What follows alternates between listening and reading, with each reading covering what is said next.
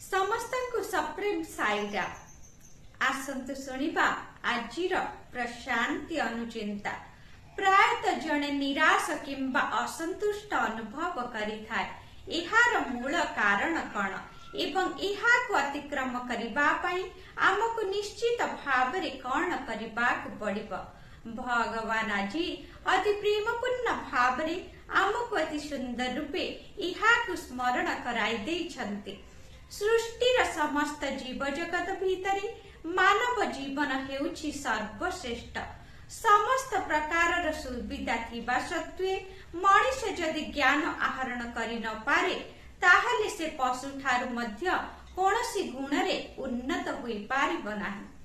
केवल ज्ञान ही मनुष्य को अन्य जीव मानक मध्यरे विशिष्टता प्रदान करिथाय।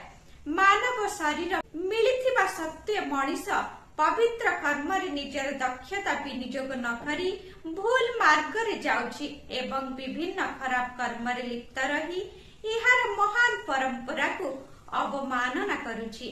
जे निवृत्ति मार्ग अनुसरण करी निजको दिव्यत्व पाखरे समर्पण करि देइथाय से ही प्रकृत रे परमानंद अनुभव करे एवं जे प्रकृति मार्ग अनुसरण करी बाह्य वस्तु प्राप्ति पाई व्यस्त रहे से इंद्रिय गुड़िकर दास होई निज जीवन को नष्ट करि दिए।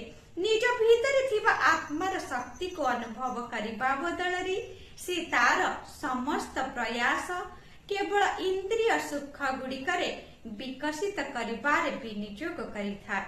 संसार रे थिबा एही परि व्यवस्था हेउछि मनुष्य भोगुथिबा समस्त प्रकारर असुरक्षा और दुखर कारण।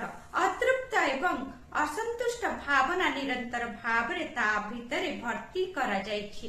असंतुष्ट भाव मनुष्य को दुई प्रकार मार्गरे प्रभावित करिथान्ते।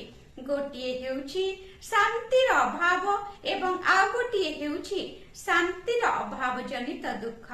उक्त दिव्य संभाषणटी भगवान जनवरी 19 तारिख 1999 मसीहारे सूचाई देथिले।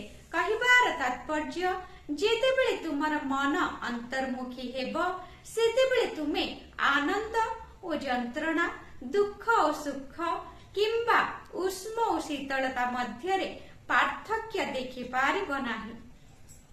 जय साईराम।